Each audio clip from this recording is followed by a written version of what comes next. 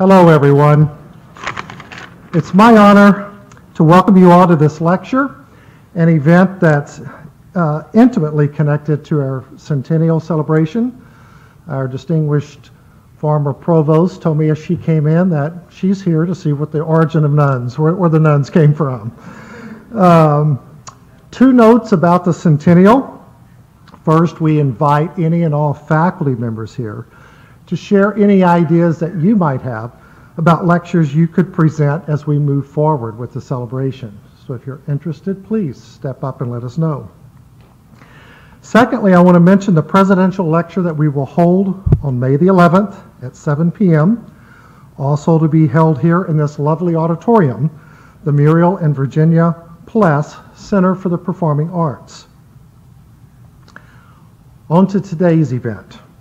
I have the privilege of introducing Dr. James Blakeley, whose interests include late medieval and early modern Europe. He's published numerous articles in the field of Reformation history, most recently in the 16th Century Journal, and he's also presented papers around the world, from the US to Germany and Switzerland. Professor Blakeley was awarded a distinguished Fulbright Fellowship. I should do another shout out and say any faculty interested in Fulbrights, please come forward, because we'd like to have more of our faculty pursue Fulbright fellowships. And students, there's a student Fulbright scholarship version that you should step forward for as well.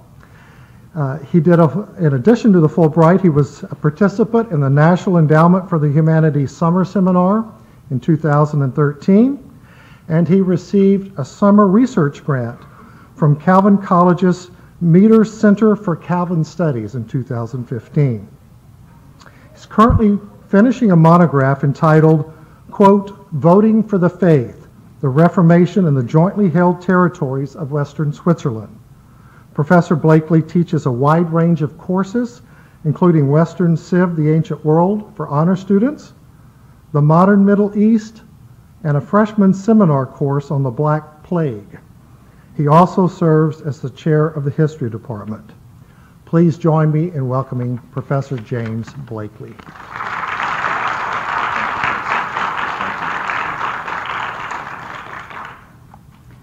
First, I'd like to thank you for coming to St. Joseph's for this occasion, for the Centennial Lecture.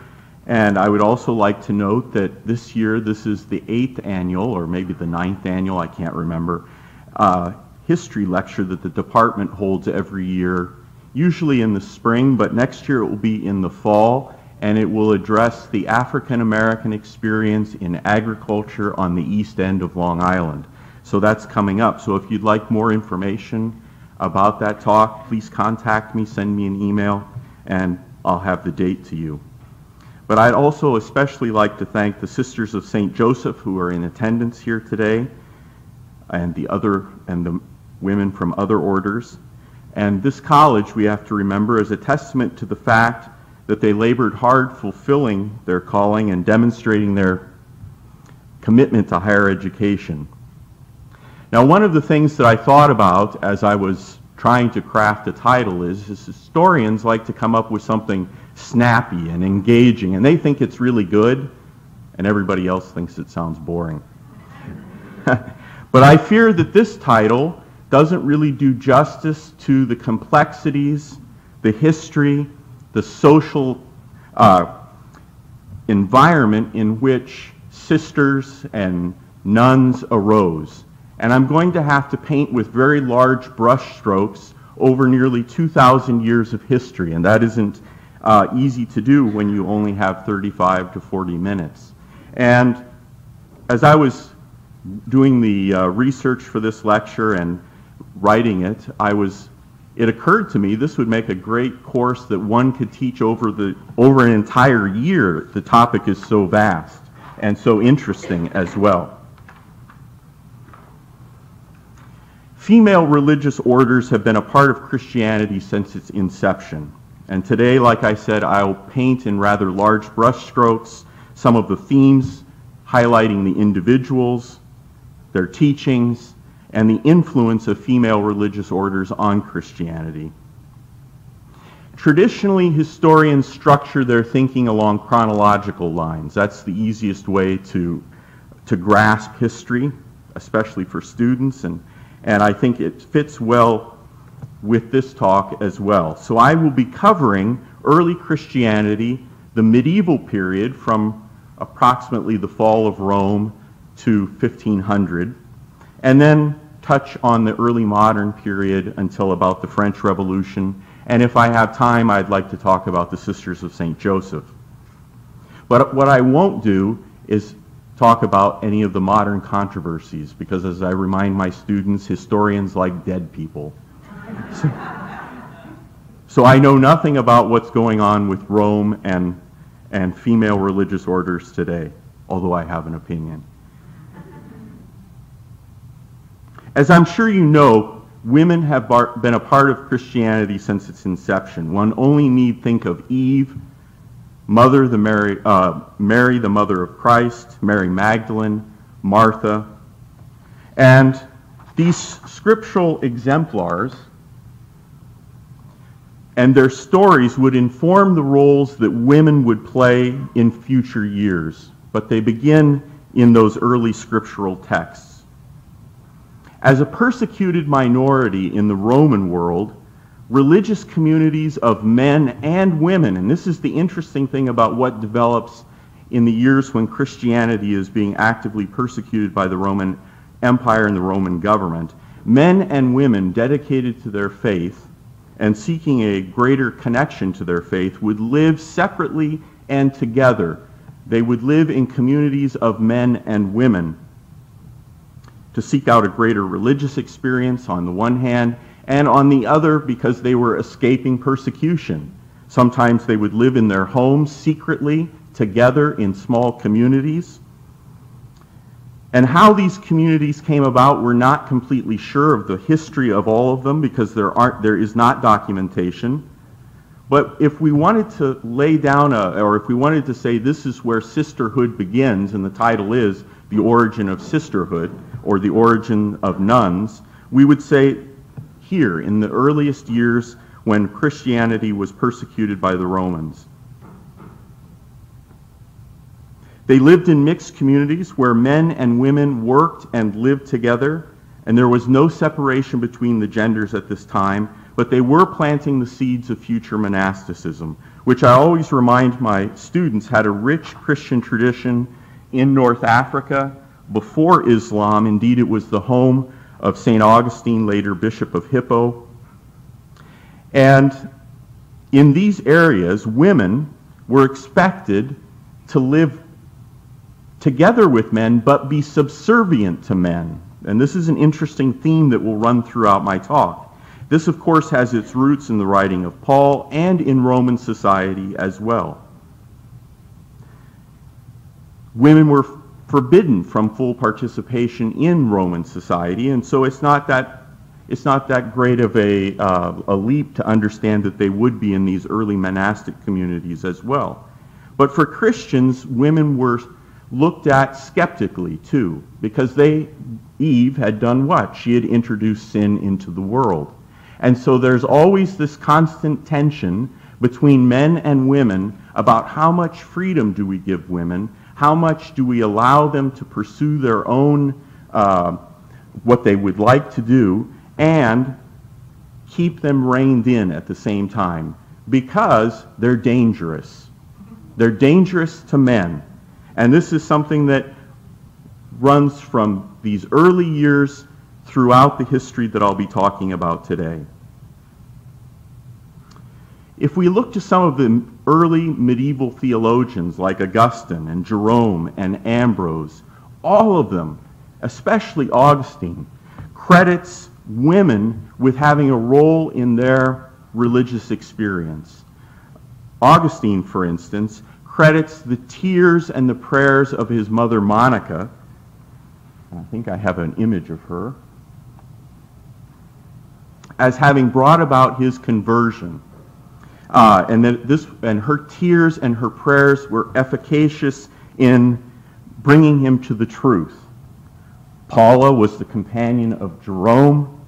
Marcellina was the companion, or the sister, of Ambrose, another luminary of the church. And when I was saying before that they are seen as women as needing to be guarded and looked at and with careful scrutiny, there was another solution to this problem, and that was to consider them women as brides of Christ.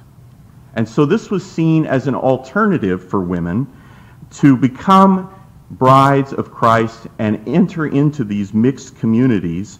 And this places the concept, the notion of perpetual chastity, indeed even virginity, as something to be prized. In fact, families of Christians would find daughters that they wish to give over to the monastic life, remaining in their homes. There are no places where they escape to at this point, as perpetual virgins. This could be done at an extreme, what we would consider an extremely young age, 9, 8, 9, 10. They would be given over to the church. I would like to stress that there is no rule for women at this time. There is no charism that they're following. They have no agenda that they are adhering to. And in some cases, women enter these communities for social and economic reasons and to seek out a greater religious experience. So where do we look to see a greater semblance of order for women who chose the monastic life? Augustine writes a rule, St. Augustine, for both men and women, and I think it's interesting that he begins to order these communities, say to them, this is what's expected of communities of believers who remove themselves from the world and dedicate themselves to their religion. Not all people were expected to do this, of course, but he says that these points that I've listed on the overhead, daily common prayer, modest food and drink, for women, wear the veil, render service to the community, curb the wandering eye, no quarreling, render obedience to the prioress or to the person in charge. And this is another theme that will grow over time. And who is a woman expected to render obedience to? Is it another female, or ultimately is it another male? Augustine witnessed the fall of Rome, and he wrote about it. He writes The City of God. And as the Germanic tribes are overrunning Europe, and we call them, you sometimes hear them called barbarians, but that's not a nice word to use anymore. It hurts their feelings. They want to be Germanics. And I also tell my students that this is not the Dark Ages. The History Channel will tell you it's the Dark Ages. It's the medieval period. It does not spell, even though the Germanic tribes were pagan, it does not spell the end of Christianity. Indeed, the Roman Catholic Church would preserve many aspects of the old Roman world well into the future, well into the Middle Ages. And over time, and again I'm painting with broad brushstrokes, Germanic tribes' warlords, leaders like Clovis, would adopt Christianity for political, social, and in some cases religious reasons, and force their populations to convert to their version of the faith, whether that was Roman Catholicism or Arianism or other varieties of Christianity that existed at the time. The church, even after the fall of Rome, continued to hold vast amounts of land and wealth. And the question became, what do we do with these vast estates that we possess? What do we do with this vast wealth that we continue to possess? This is one of the questions that they're seeking answers to in this newly reconfigured European world. And some of that land, over time, again, became places where communities of Christians came to live together. Again, men and women. And these are the seeds of monasteries. Men and women who leave the world, leave their families, their homes, and seek greater connection to their religious faith, and, for political and economic reasons, seek to be isolated from the rest of society. These were dovecotes. They were escapes from the world that attracted all sorts of people, from the highest classes to the lowest. And what is interesting about these early communities is that slowly over time, there became, and it was partially because of the fear that in these small communities, women could tempt men. It's just, that was the fear. So the thought was it would be better to begin, because there was so much landed wealth available and estates available, women should go off, be subservient to men, be under the direction of a man, but should be separated from the men themselves, because frankly they're too much of a distraction. They're inherently the weaker sex, they're prone to tempting men, and it is better that they live in separate communities. Therefore, women were given places to live apart, sometimes without a rule, sometimes without a particular direction in their work, except to farm and provide for themselves. They would provide for their own needs. They would engage in some handicrafts, but principally they were agricultural workers. For the landholding Germans, who were now in charge of the new and the reconfigured Roman Empire, who were now converted by and large through force or intellectual persuasion to Christianity, they came to see that these vast estates were perfect places to offload their daughters. And I don't mean that in a negative way, but there were too many girls. And girls are expensive. Baby girls are expensive. You have to, and I know this because I've had a first communion, but you have to provide a dowry and you have to provide land. If you are somebody, if you are a nobleman, or if you are of the upper classes of Germanic society, you have to provide some incentive to the man marrying your daughter, and that's expensive. And when you have 3 or 4 of them, what are you going to do with all of them? The best place to put them, and one that will bring you respect, is into a monastic setting, to give them over to the church. Because not only are you doing something that's financially and fiscally responsible and looking out for yourself, but ultimately it will be interpreted as if you are giving something over for God, for your religion, that you're giving one of your own over to the faith. And that connection for you is important, that yes, you do have relations in this monastery. You have a daughter who is there. And what are these women supposed to do? That's an interesting question when it comes to the medieval experience. Because for one of the chief obligations for these women who have been placed in monasteries is to pray for the world, to provide spiritual safety for those who are living and deceased. So girls who enter the monastery are to pray for their families, to pray for their deceased relatives. In fact, the Abbey of Cluny in France, which unfortunately was destroyed during the French Revolution, or after the French Revolution, and it was one of the largest monasteries in all of medieval Europe, started in 910 AD, absolutely spectacular, beautiful, and now you go to see it and it's basically ruins, which for a historian is unfortunate because it was destroyed. This wealth was given to the church with the expectation that the monks and the sisters who lived in those places would pray for the benefactor and his family. And right there in the document, William of Aquitaine states, "I am giving you the land in Cluny to build a monastery and pray for me, for the world, and for my deceased relatives."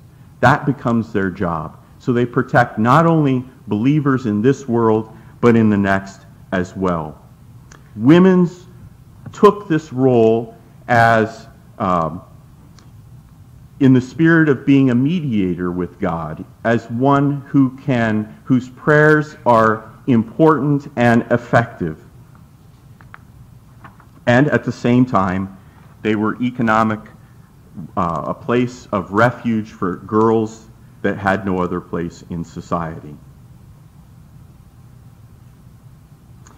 There are specific examples of women who lived in these monasteries, who wrote intellectually profound documents, snippets that we have because we don't have a lot of records from the medieval era. And there also grew up a tradition of women who had miraculous powers, who saved, for instance, Saint Genevieve, patron saint of Paris, who turned back Germanic tribes from sacking the city of Paris. These stories develop over time of specific individuals, women like the one on the overhead, who were, and it's not unusual, women who showed the wounds of Christ in these monasteries, women who could perform strange feats and miracles of fasting for days with going without food, women who were known for their healing powers, who were able to cure medieval men and women of diseases that they had no understanding of. And so monasteries begin to attract the population. They become almost like tourist attractions in a sense. People flock to monasteries to see and to experience these women firsthand. The sick would go to monasteries expecting to be healed. And the women in these monasteries were known for doing such things as, and this is interesting as much as it is a little bit different. One nun purportedly washed the leprous feet of a person who came to see her and drank the water as a demonstration of her commitment to that person who was sick. Nunneries, like I said, were important in the local communities because they were places where these saintly women lived, and to have a monastery in proximity to where you were was a sign that you too were in that orbit that was so important for medieval Christians. But their popularity caught the attention of male superiors. What are they doing? Obviously, people are attracted to these women living in communities. We need to better understand what's going on. They were worried about their lives. They were concerned, what are they really supposed to be doing? What is their role? Like I was saying before, their role in Christianity and in society at this point is very ambiguous. Were they overshadowing the men? That was a concern. Were they drawing away wealth from families that should go to men instead, that would be better given to men? And it's at this time in the high Middle Ages that we see rules being applied to women that specify those three crucial ingredients that you probably have heard of: chastity, obedience, and poverty. Women were getting too much land. Women were outside of the structures of governing. And there is a thought that what we need to do now, and rules are written, some of them even written by women themselves, we need to be enclosed. We can't go out into the world. Visitors should be restricted and kept out. We can't have people coming in to see us, especially men. We can have men as confessors, men to give us the sacraments, but they must be protected from us, and so they sought ways of actually physically, with walls and grills and enclosures, enclosing these women from the rest of society, because they're seen as dangerous, because they're seen as outside of the strictures of society and outside of the control of the church. It gets to the point where they're not even allowed to visit with their male relatives. They can only exchange articles, physical articles with them through turnstiles, where something would be placed and then it would be brought into the enclosure where the woman was living.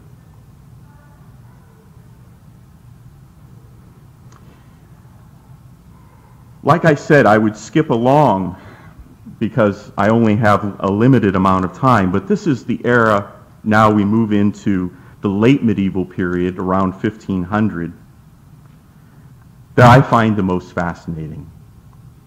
And that's the Reformation, Catholic renewal and counter-reformation. Maybe you know that Martin Luther nails his 95 Theses to the door of the Wittenberg Cathedral in 1517 and begins the Protestant Reformation. They say that's when the Protestant Reformation begins, but it already critiques against the wealth of the church, the practices of the church, the idea that the church was no longer living according to the lifestyle of Jesus. These were already current themes with authors like Erasmus of Rotterdam and then later Luther. This is not uncommon, and we credit it to Martin Luther, but he wasn't the only one who was thinking these things. And he would have a lot to say. He wrote a treatise called On Monastic Vows and publishes it, along with his other criticism of the Roman Catholic Church. Before he breaks away from the Roman Catholic Church, he starts writing. And one of the things he says is that monastic vows should be abolished. And he's writing up in Saxony, in what became Eastern Germany. And he's fairly isolated, but he's churning out the documents, critiquing the Catholic Church, and he himself had been a monk.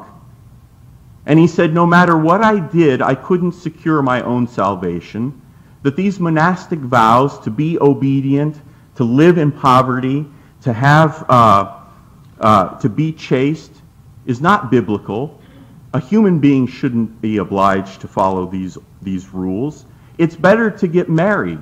That's what God intended. So as part and parcel of the Reformation of the Roman Catholic Church is a dissolving of monasteries in Protestant territories. Monasteries where both men and women live are closed. And for many, it's a sad occasion. Women who had dedicated their lives, children who had come into the monastery, the nunnery, were forced either to leave or to marry. And I put this image on the wall because this is Luther's wife, Katharina von Bora. And she is, according to Lutheran tradition, an escaped nun. And she marries Martin Luther. She and 3 other nuns leave the nunnery where they were housed. One of them and the other 2 marry as well, but she's most famous for having married this important reformer and sets the precedent for what will become the good pastor's wife. And so in Protestant lands, the ideal is there that women will no longer live in these lives shut off from the rest of society, but will work towards bringing up a family, marrying a man, and contributing to society. Monasticism, oaths of celibacy are all questioned by the reformers, such as Martin Luther. And there is a belief that marriage is of a higher order. So when the Reformation is adopted by decree in certain territories of Europe, monasteries are closed down and the inmates or the residents are released, sometimes with a pension so that they can go and provide for themselves, but oftentimes they're simply kicked out. And like I said, this is a sad thing for many women who have no other place to go and find themselves destitute. Henry VIII in England, the famous reformer, closes the monasteries in England, casts out the women. Again, in some cases, he doesn't provide them with a means of making a living after they're released, and uses the wealth, because you have to admit, these are there is wealth in the monasteries themselves, stripping the roofs down for the lead to be made into bullets to use militarily against the Turks. Henry VIII and his government ransacks monasteries, closes them down, and turns the women out to either be married, to leave England, or to make their own lives as they can. That's one aspect of the 16th early modern period. But the other is the Catholic renewal and the Council of Trent, or what used to be called the Counter-Reformation, which begins the Council of Trent in 1563. And this is the Church's answer to the Reformation. They're so stunned by what has happened that they have to say to themselves, they begin questioning themselves, the Church does as an institution. What are we going to do about this? How are we going to respond to the charges that Luther and Zwingli and Calvin have made about the Holy Roman Catholic Church? How are we going to act now going forward?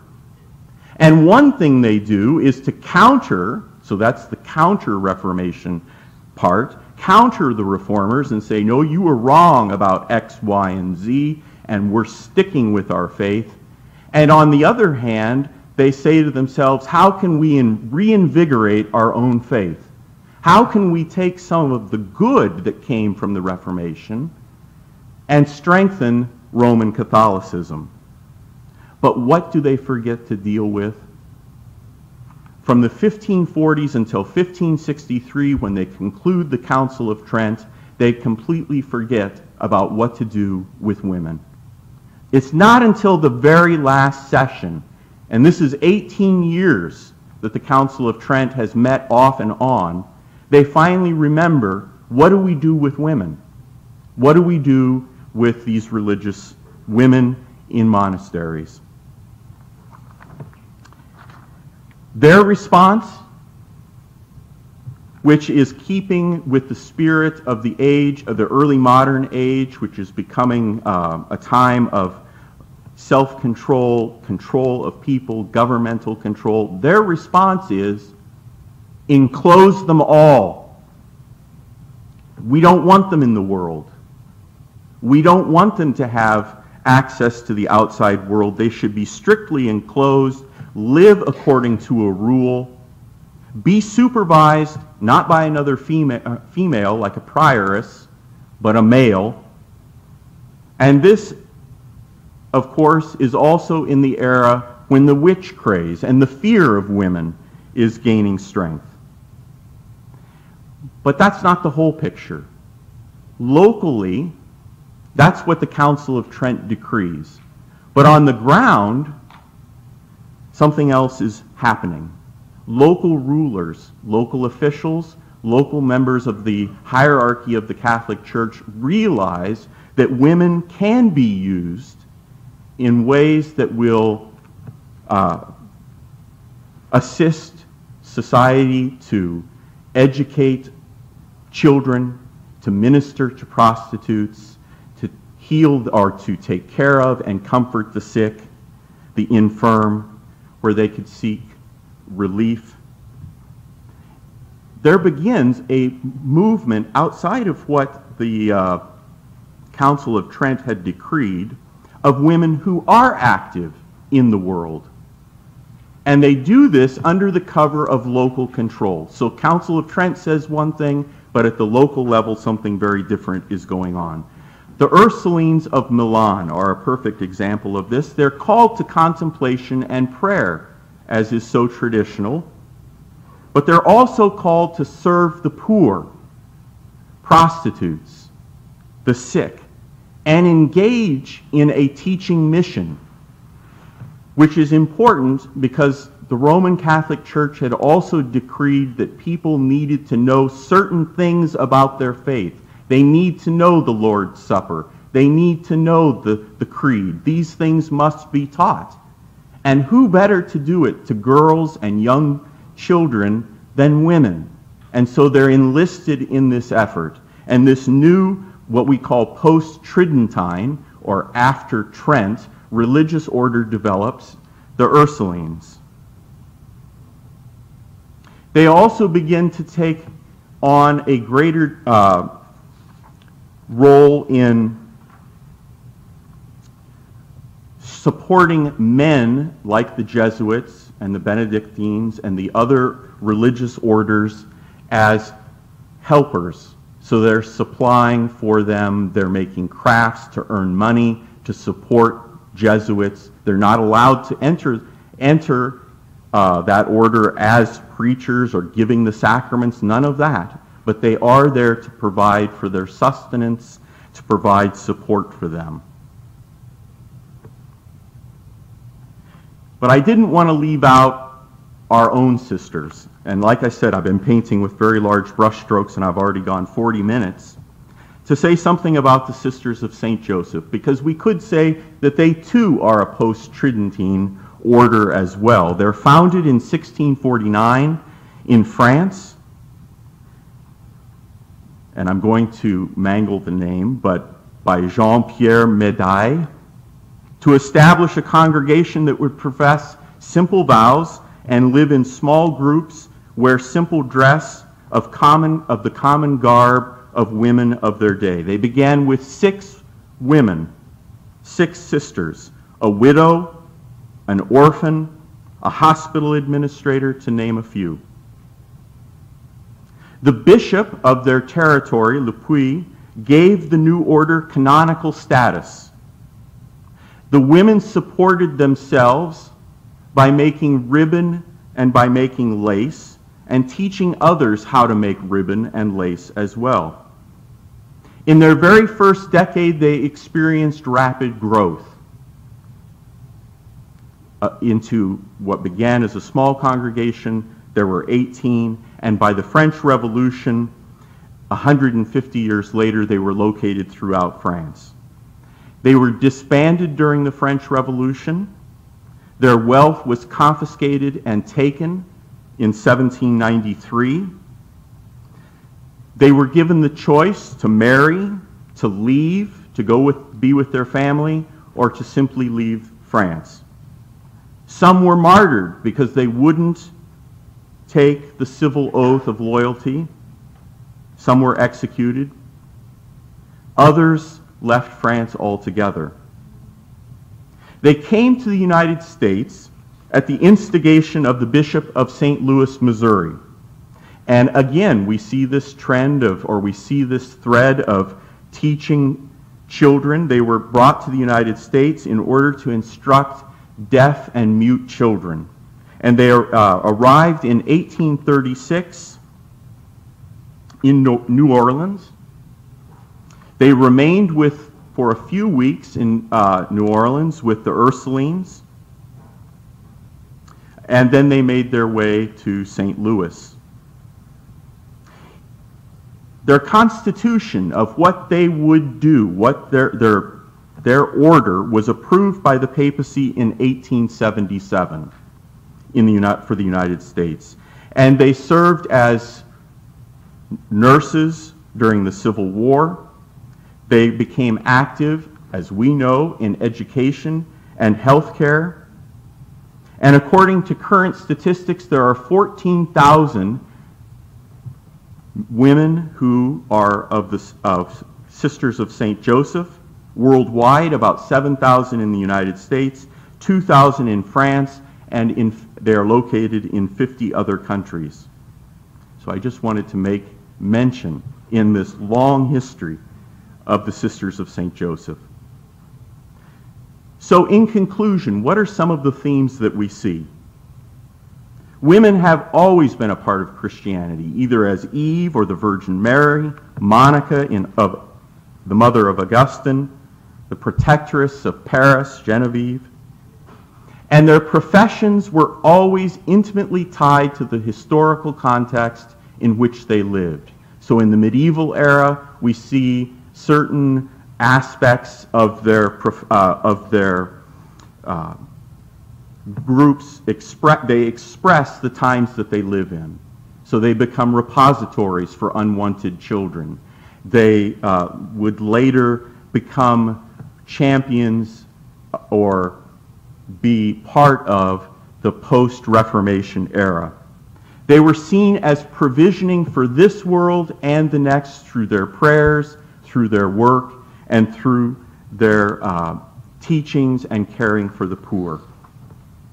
Their intellectual achievements are many. You can think of Heloise and Abelard in the medieval period, to the women who traveled from France to the United States to teach children. And you can see them as an active agent struggling with the tensions of being part of the church that was skeptical of them and continually saw them in need of reform and in need of being overseen.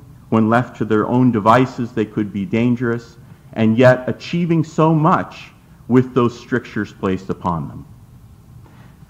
I'd be happy to answer any questions that you might have. I know it's a lot of history, a lot of themes, but I'd be happy to delve into certain specific time periods if you'd like. So if you have a question, I'd be happy to answer it. Yes? I was just curious about the girls. Were they given the opportunity to say, no, I don't want to go? Boy, I wish I could do a whole on medieval. No, they weren't. They were not. Not in the medieval period. And this becomes a controversy. The church begins to say this is not right, especially with the Reformation. By the time you get to Trent, forced vows are disallowed or are forbidden. But in the medieval era, in some cases, they are forcing young girls at preteen girls into the nunneries. But later that becomes seen as a demonstration that this is against someone's, against their convictions and is not truly representative of their faith. Other questions? Seth? Yes.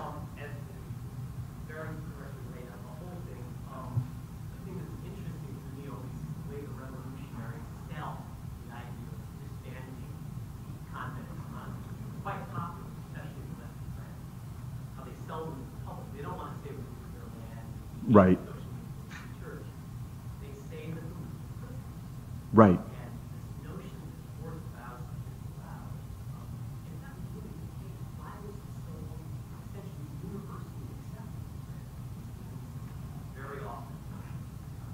Yeah, that's an interesting question. I love it when Martin Luther makes the same case. In his On Monastic Vows, he makes that exact case that these are prisoners. They never chose to do this. And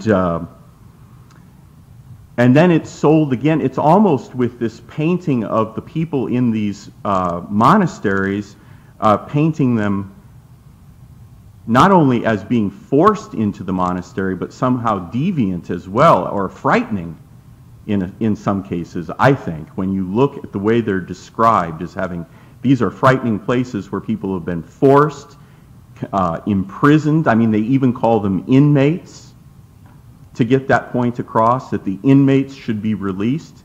So it's almost as if it's propaganda, but it's not, because what girl is probably going to stand up to their father or their brother and say, no, I'm not going, especially when the lure of greater reward is held out there too. So, but it is interesting because Luther uses the exact same language as the later revolutionaries will. Wendy?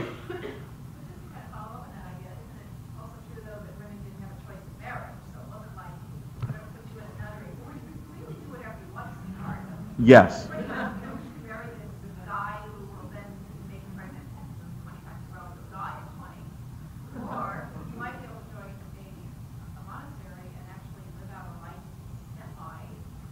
Yes.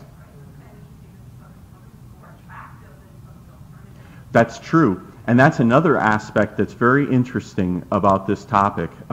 Again, in the medieval period, 400 to 1500, that for some women, this is great. I'd rather go into a monastery than be forced to marry this guy.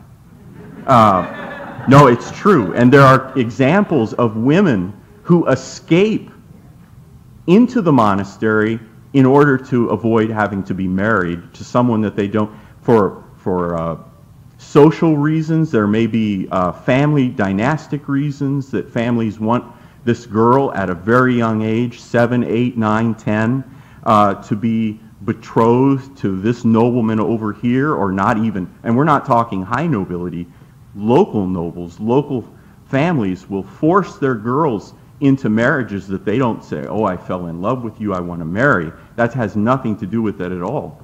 And so these are places of refuge too. Yes?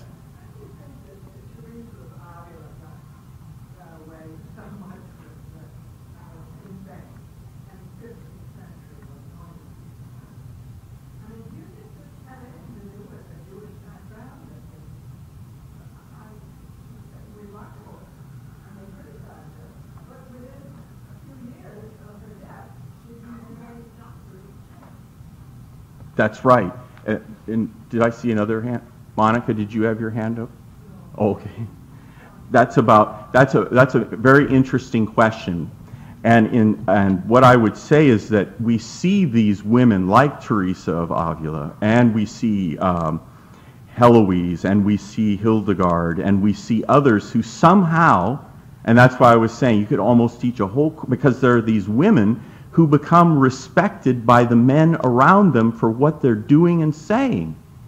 That they begin writing things that make the men stand back and say to themselves, this is, and the other part of that is their attraction to the larger population gains so much in the local areas that to go against them, they would be ridiculed for that.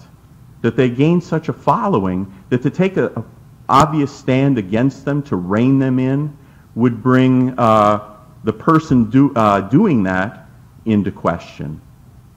And I think that's the case with Teresa. Any other questions?